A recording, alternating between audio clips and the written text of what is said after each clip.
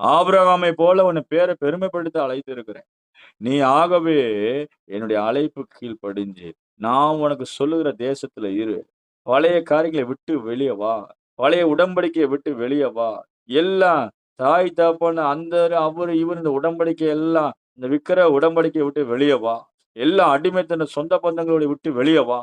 நானும் நீயுமா இருக்கணும்னு கர்த்தர் விரும்புறார். என்னைக்குமே தேவன் ஐசோலேட் பண்றார் பாருங்க.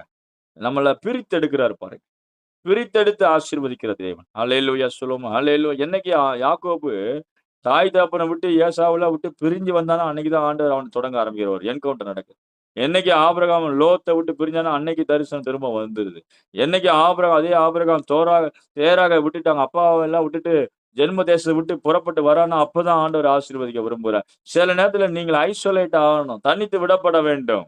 தனித்து விடப்படுவது நல்லது என்று பவுல் சொல்றாரு. நான் அத்தனை பட்டணத்தில் தனித்து விடப்படுவது நல்லது. சில தனிமை உணர்வு தனித்து இருக்கிறது பாதிப்பு உள்ளாகாது. பிரசன்னத்துல அதிகரித்துக்கும். வேதத்துல வாசிக்கிற லூக்கா எழுதின சுவிசேஷத்துல ஏறக்குறைய ஒரு அம்மா 84 விதவையாம். அந்த அம்மா 7 வருஷம் தான் கணவனோட வாழ்ந்துருக்காங்க. அவங்களுடைய வேலை என்னன்னா, இரவும் பகலும் தேவாலயத்த விட்டு நீங்காமல் உபவாசித்து ஜெபம் பண்ணிக்கொண்டே இருந்தாங்க. அந்த அம்மாவுக்கு கர்த்தர் என்ன பண்ணாரு?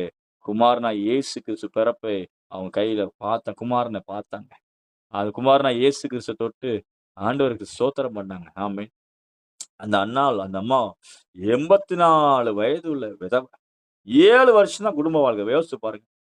7 வருஷம் தான் புருஷனோடயே வாழ்ந்திருக்கு. ஆனா அந்த அம்மா இரவும் பகலும் எத விட்டு நீங்களையாம்? தேவ ஆலயத்தை விட்டு நீங்கல. ஆண்டவர் நித்திய ஜீவன குடுத்தாரா? குமாரனா இயேசுவ பார்த்தாப்லயா? இன்னைக்கு உங்களுக்கும், எனக்கும் கர்த்தர் பேசுறது, உன் மேல மழை பெஞ்சுகிட்டே இருக்கு. பெய்ய இடம் குடு. மழை பெஞ்சுகிட்டே இருக்கட்டும். நல்ல பிரசன்ஸ் ஆஃப் காட் இறங்கிட்டே இருக்கு. தெய்வ பிரசன்னத்திலே இரு. உனக்கான பலனை நிச்சயமா தருவார். ஹல்லேலூயா சொல்லுவோமா? ஹல்லேலூயா. ஆகவே இந்த 3வது காரியத்த நம்ம படிக்கும்போது, 2வது காரியத்துல ஸ்தோத்திரம்.